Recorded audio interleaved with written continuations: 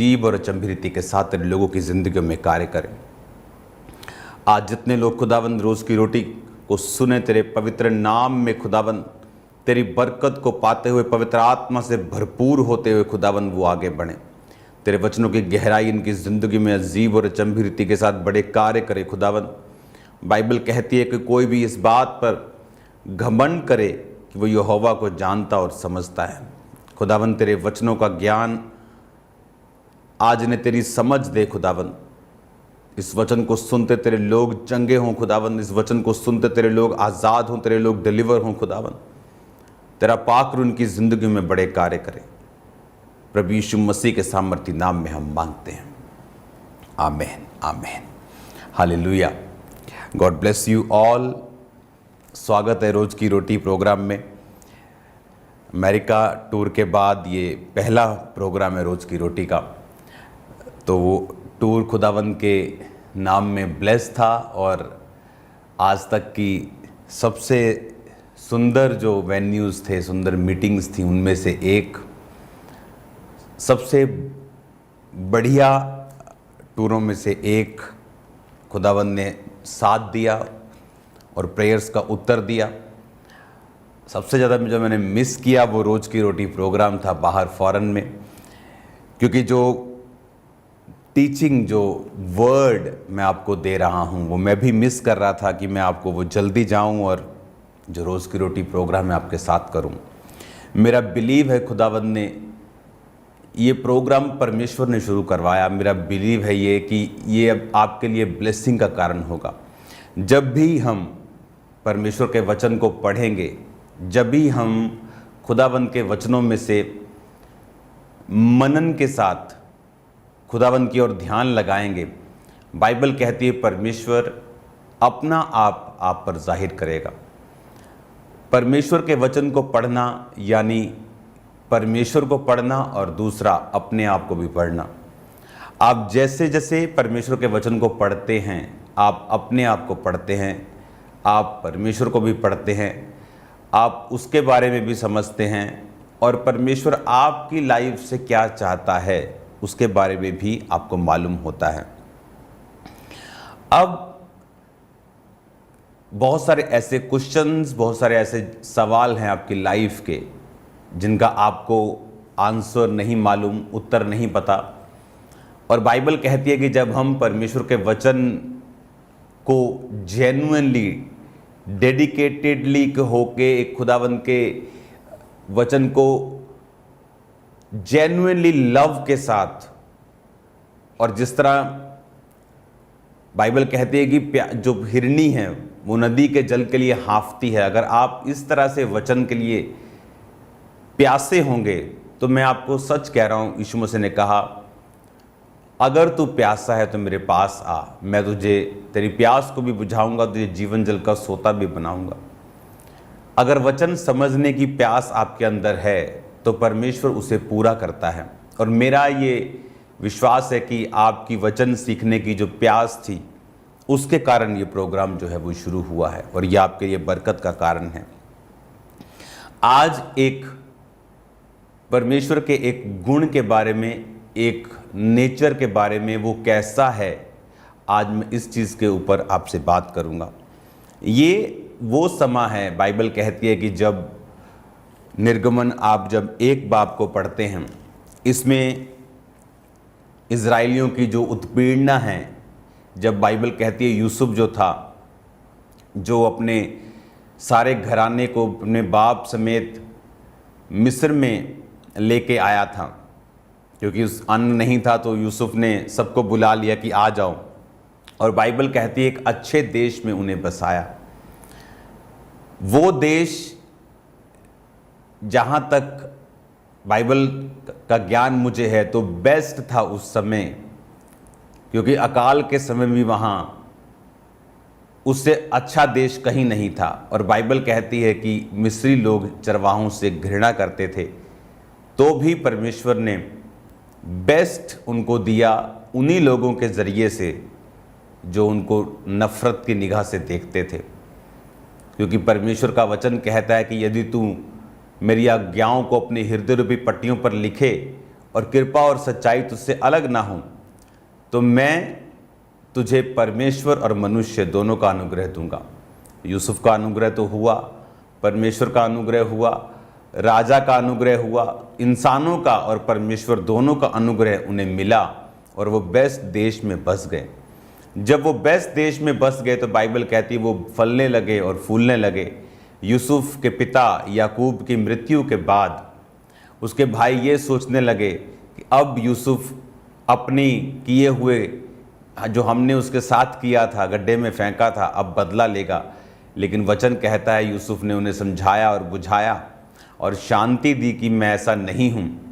ये भी बात दर्शाता है कि उसके भाई जो थे अभी भी अगर ये सोच सकते थे कि ये बदला ले सकता है, तो उनको अभी भी मालूम नहीं था कि परमेश्वर का हृदय, परमेश्वर जैसा हार्ट, उसके जैसा शुद्ध मन रखना उनको अभी भी पता नहीं था जो यूसुफ का था। तो उसने समझाया कि ऐसा नहीं है, मैं तुम्हारे साथ कुछ नहीं करूँगा। और बाइबल कहती वो उनके बाल बच्चों की गिनती के अनुसार उनका पालन पोषण करने लगा। वचन कहता है जब यूसुफ मर गया 110 वर्ष का होके, और उसके सारे भाई, उसके वंश के, उसकी पीढ़ी के जो सब लोग थे, उसकी उम्र के जो सब लोग थे, उसके बच्चे, उसको देखने वाले सब, जब सब लोग परमेश्वर में मर गए, जब 400 साल इस बात को हो गए कि इजराइलियों को कनान उस जगह मिस्र में आए, जब 430 वर्ष हुए, तो बाइबल कहती है परमेश्वर ने अब्राहम के साथ एक वायदा किया था कि मैं उन्हें 400 वर्ष बीत जाने पर वहाँ से निकाल लूँगा। अब 400 साल हो चुके थे और बाइबल कहती है इजराइलियों की संतान जो थी वो फलने लगी और फूलने लगी, और अब जो रिसेंट अब का राजा था वो उन्हें जानता नहीं था। तो बाइबल कहती वो उनसे डर गया और उसने सलाह की अपने लोगों के साथ कि ये लोग बहुत फल और फूल गए हैं और बहुत गिनती में बढ़ गए हैं। अब मैं ऐसा करूँगा कि बुद्धिमानी के साथ इनसे व्यवहार करूँगा। आपको ये बात मालूम होनी चाहिए कि जो रोज़ की रोटी प्रोग्राम है ये डिटेल में जाकर वचन को सुनने वाला प्रोग्राम है। तो आपको डिटेल में आराम से सुनना है ताकि वचन की पूरी एक समझ जो है आपकी लाइफ के अंदर उतर जाए। अब जब उस राजा ने ये डिसाइड किया, और बाइबल कहती है उत्पत्ति 1 उसकी 10 में, इसलिए आओ हम उनके साथ बुद्धिमानी से बर्ताव करें, कहीं ऐसा ना हो कि जब वे बढ़ जाएं और लड़ाई का समय आ जाए तो बैरियों के साथ मिलकर हमसे लड़े और हम इस देश से निकल जाएं। इसलिए उन्होंने उन पर बेगारी करने वालों को नियुक्त किया कि वे उन पर भार डाल डालकर उनको दुख दिया करें, और उन्हें फिरौन के लिए पितोम और रामसेस नामक भंडार वाले नगरों को बनाया। पर ज्यों ज्यों उन्हें दुख देते गए त्यों त्यों वो बढ़ते और फैलते चले गए, इसलिए वो इजराइलियों से अत्यंत डर गए। बाइबल कहती है इसलिए उसने इजराइलियों के ऊपर बेगारी करने वालों को नियुक्त किया, और ईंटें और गारे और जो सबसे कठिन काम था वो काम इजराइलियों के लिए मुकर्रर किए गए।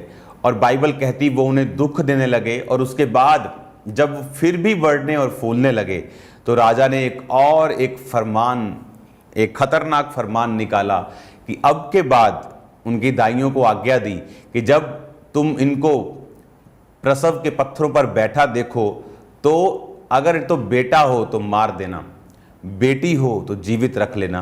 बेटे बेटे मरते जाएंगे और इनकी बेटियों के साथ हम इनको शादी के लिए ब्याहते जाएंगे, और इस तरह से हम इस कौम को ख़त्म कर देंगे। लेकिन बाइबल कहती है जो दाइयाँ थी परमेश्वर का डर मानती थी, और जब बच्चा पैदा होता थोड़ा सा लेट पहुंचती थी ताकि उनके जो मेल चाइल्ड हैं वो बच जाएं। और राजा ने बुला के पूछा तुम ऐसा क्यों करती हो? तो उन्होंने बहाना लगाया कि वो बहुत फुर्तीली हैं, झूठ भी नहीं बोला लेकिन अपना काम भी कर दिया। कहा कि वो बहुत फुर्तीली हैं और हमारे पहुंचने से पहले ही उनके बच्चा उत्पन्न हो जाता है। और बाइबल कहती इसलिए परमेश्वर ने दाइयों की भलाई की और उनके घरों को बसाया। ये वचन में हमें एक बात समझ आती है कि आप घर बना सकते हैं लेकिन घर बसा नहीं सकते। आप $200 मिलियन का घर ले सकते हैं लेकिन उस घर को बसाना ये परमेश्वर का काम है। आप ईंट, ये सीमेंट का बिल्डिंग तो खड़ा कर सकते हैं, लेकिन उस घर को बसा नहीं सकते। और वचन ये कहता है कि परमेश्वर ने दाइयों के घर को बसाया जब उन्होंने परमेश्वर के भय को माना। बहुत से लोगों की लाइफ में परमेश्वर की ब्लेसिंग्स नहीं हैं, क्योंकि परमेश्वर का डर जो है उनकी लाइफ में नहीं है। बाइबल में लिखा है परमेश्वर का भय अगर आपकी लाइफ में होगा, ये बुद्धि की शुरुआत है। अगर आपको परमेश्वर का भय है तो आप बुद्धिमान हो चुके हैं। और जब बुद्धिमान आप परमेश्वर में हैं, आत्मिक रीति के साथ आप बुद्धिमान हैं, तो बाइबल कहती है परमेश्वर अपनी आशीषों को आपकी लाइफ के ऊपर उंडेलना शुरू करता है। और बहुत सारे गुनाहों से और बहुत सारी सजाओं से आप बच जाते हैं जब आप परमेश्वर के भय को मानते हैं। बाइबल कहती है जब दाइयों ने भी उसका फरमान नहीं माना, तो उसने पूरी प्रजा के लोगों को फरमान दे दिया कि आज के बाद जब भी तुम इनके बेटा पैदा होते देखो तो उसे नील नदी में डाल देना, उसे मार देना। अब बाइबल कहती है लेवी घराने के एक पुरुष ने लेवी वंश की स्त्री से विवाह किया। एक राइट विवाह से पैदा हुआ। मूसा जब पैदा हुआ, एक बच्चा जब पैदा हुआ, तो उसकी माँ ने उसको छुपा के रखा 3 महीने। जब 3 महीने के बाद उसको और वो छुपा ना सकी, तो बाइबल कहती है उसने टोकरी के ऊपर बच्चे को रखा, उसको सील किया मिट्टी से और नील नदी में उसको छोड़ आई। इमेजिन करो वो पेन, वो दुख जो इजरायलियों के ऊपर हो रहे थे। अब आप इस बात को भी सोचो कि इजरायली लोग इतने पेन को क्यों सहा। पौलुस कहता है अपने आत्मिक सन, स्पिरिचुअल सन तीमुथियुस को, उसने कहा जो भविष्यवाणियां तेरे विषय में की गई हैं उसके अनुसार तू अच्छी लड़ाई को लड़। अब तीमुथियुस को पता था कि मुझे भविष्यवाणियों के अनुसार लड़ाई को लड़ना है। बाइबल कहती है कोई भी भविष्यवाणी अपने आप पूरी नहीं होती। जब परमेश्वर ने कहा एलिया बारिश आएगी, तो बाइबल कहती है एलिया घुटनों के बीच में सिर देके, यानी इंटेंस प्रेयर करने लगा।